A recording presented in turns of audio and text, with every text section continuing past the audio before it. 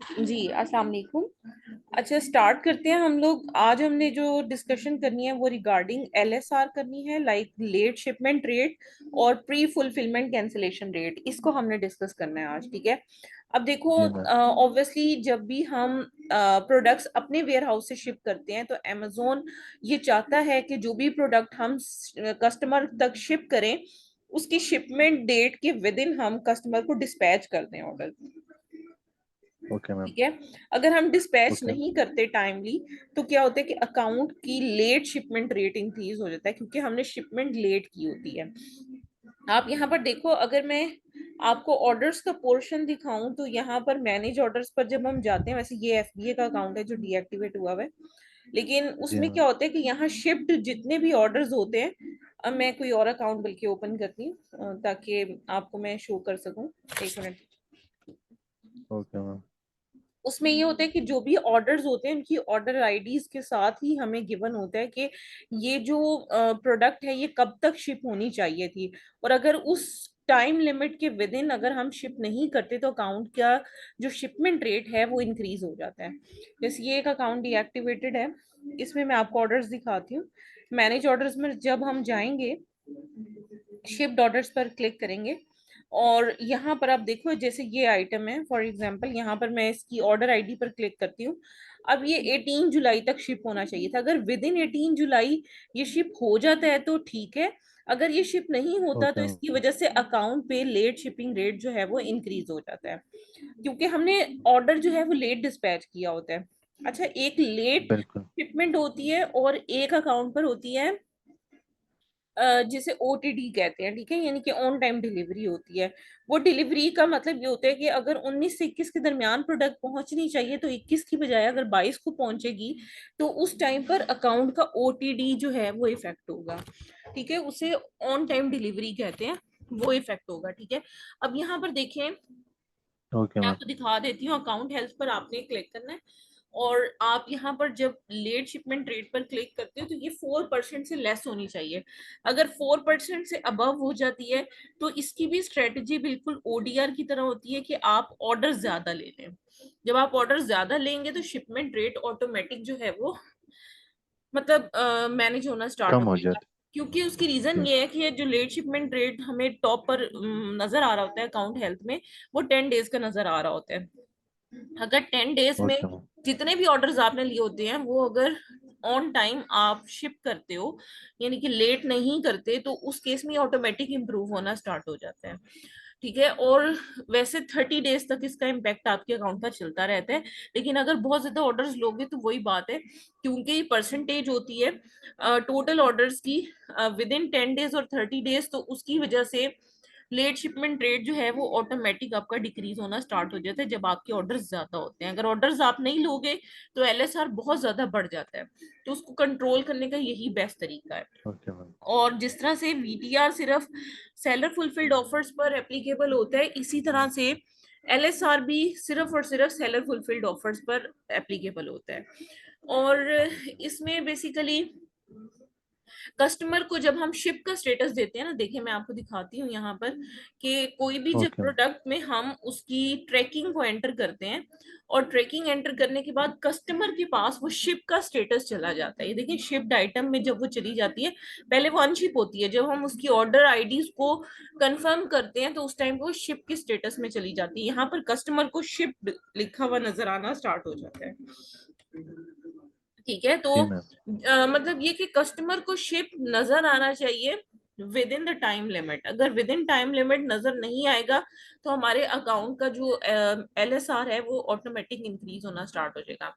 अच्छा, जितने भी ऑर्डर्स जो कि शिप्ड हैं, कंफर्म है लेकिन लेट हैं, तो उसकी वजह से आपके बहुत सारे मसाइल क्रिएट हो सकते हैं। अगर आप लेट शिपमेंट करते हो उसकी वजह से क्लेम भी आ सकते हैं, यानी A to Z guarantee claim भी आ सकते हैं, नेगेटिव फीडबैक भी आ सकते हैं, कस्टमर कांटेक्ट करेगा बार बार और आपके अकाउंट पर नेगेटिव इम्पैक्ट भी हो सकते हैं। नेगेटिव इम्पैक्ट कस्टमर एक्सपीरियंस कहाँ से देखा जाता है वो भी मैं आपको बता देती हूँ।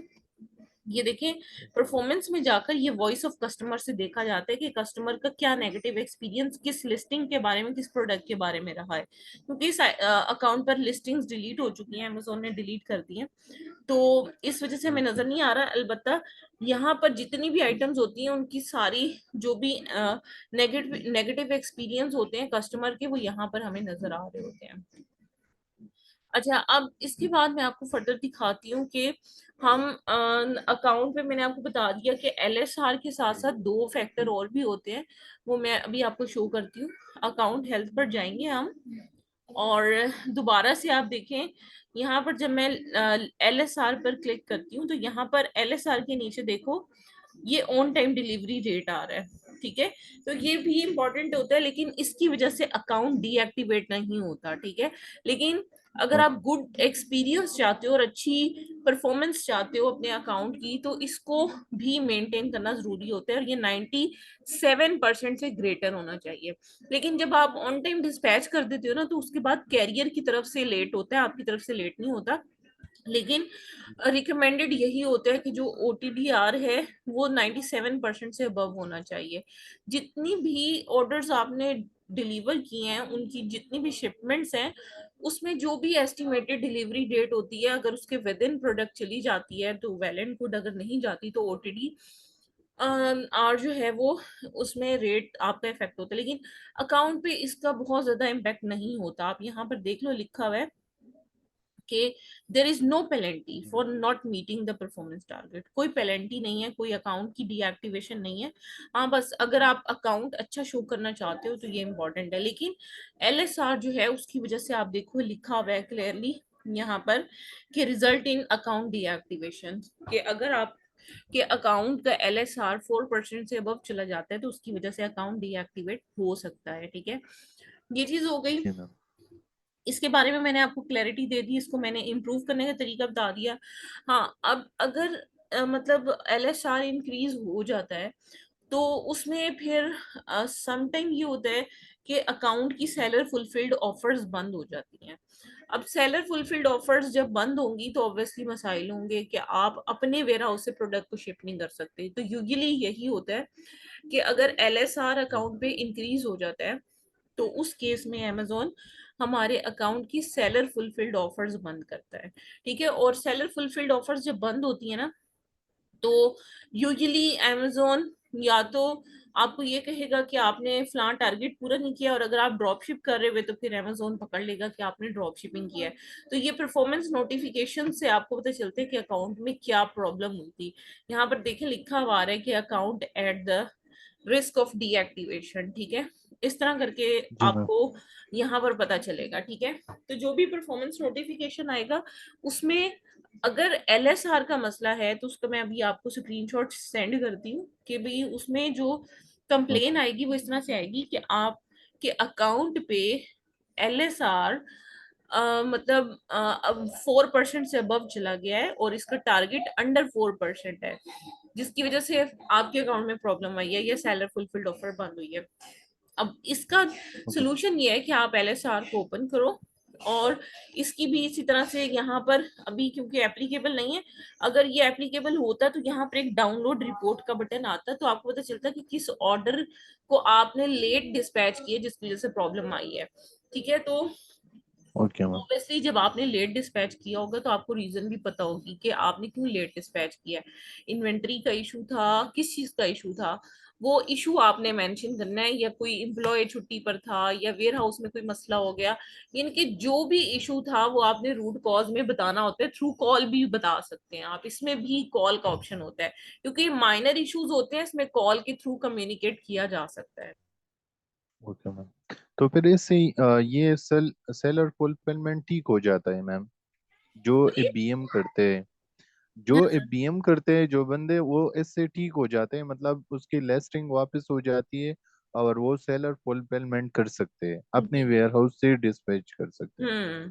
तो अगर ओके। एक्चुअली डिस्पैच कर रहा होता है, आप फिर कॉल पे कम्युनिकेट करते हो, रीजन बताते हो और फिर बताते हो कि हम फ्यूचर में इस इशू को, अगर फॉर एग्जांपल इन्वेंट्री की शॉर्टेज हो गई किसी भी वजह से, तो फिर आप बताओगे कि इन्वेंट्री की शॉर्टेज हुई थी, फिर आप इन्वेंट्री को कैसे मैनेज करोगे, फिर आप एडवांस इन्वेंट्री रखोगे या फिर जी आप मैम। इन्वेंट्री मैनेजमेंट का कोई सॉफ्टवेयर इस्तेमाल करोगे, या किस तरह से आप करोगे।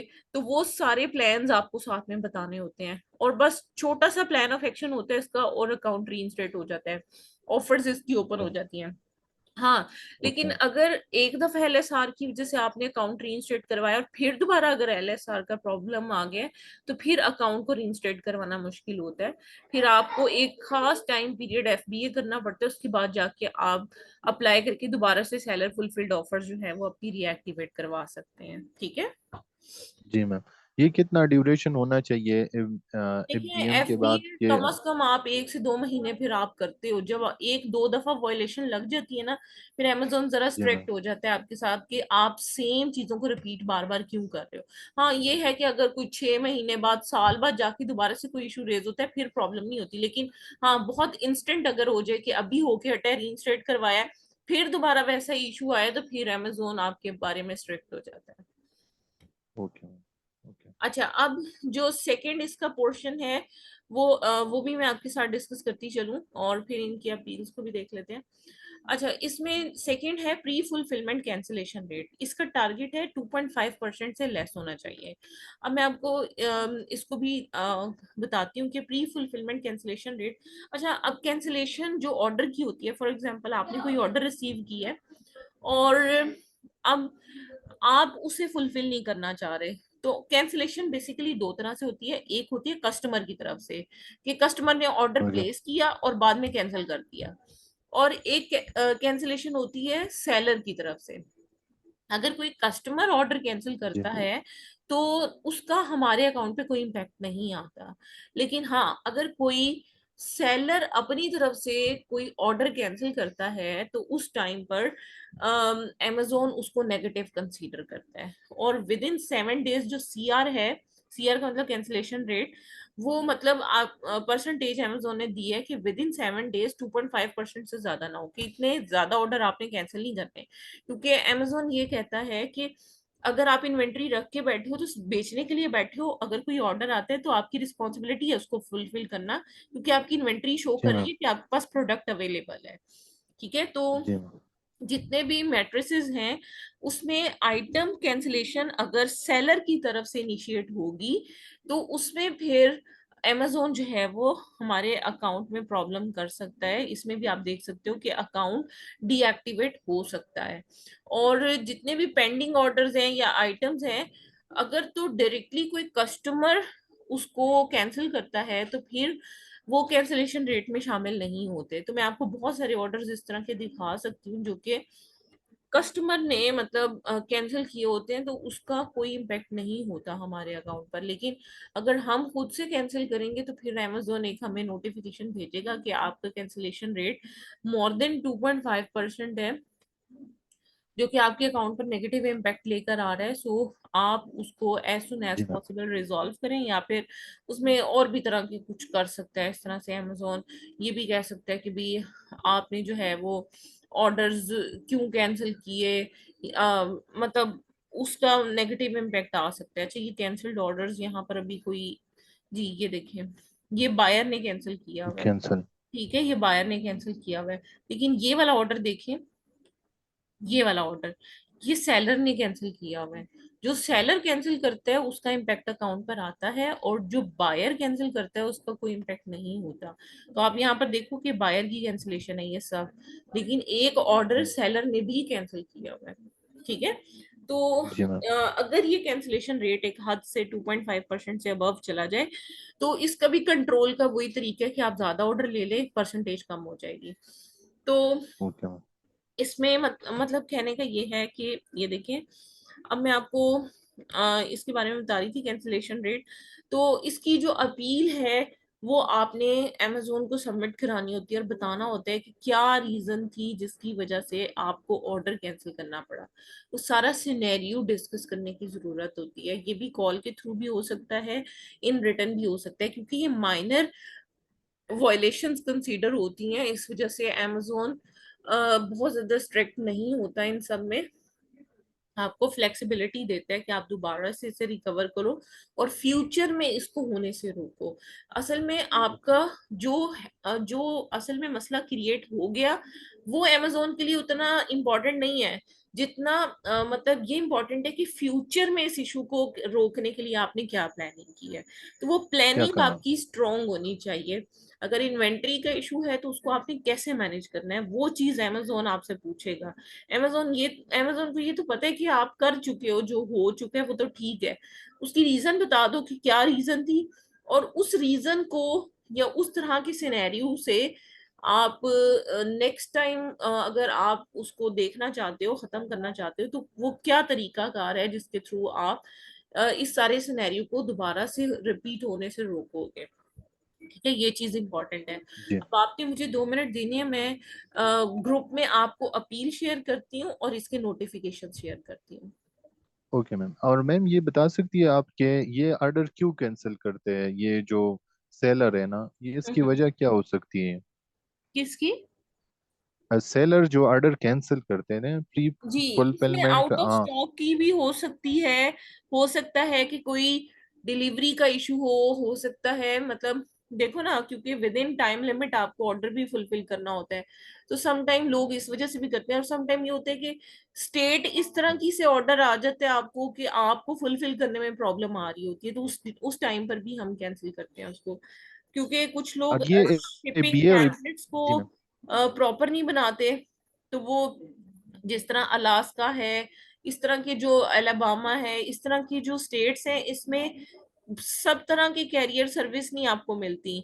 और अगर सम टाइम ये होता है कि अगर कैरियर सर्विस मिलती भी है तो प्रोडक्ट की प्राइस से ज्यादा शिपिंग चार्ज हो रही होती है, तो कस्टमर जो सेलर है वो मतलब अपनी जेब से तो नहीं पे करेगा, और कस्टमर को अमेजोन ने फ्री शिपिंग का होता है कि फ्री शिपिंग मिलनी है। जी। तो अब वो शिपिंग के पैसे कौन देगा, फिर सेलर क्या करते हैं, उस ऑर्डर को कैंसिल कर देता है। ठीक है।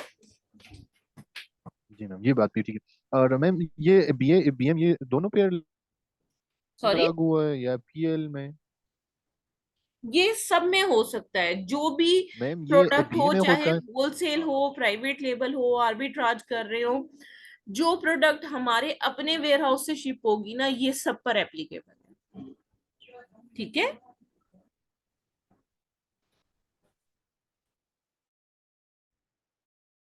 अच्छा, मैं आप अपील में आपको शेयर करती हूँ।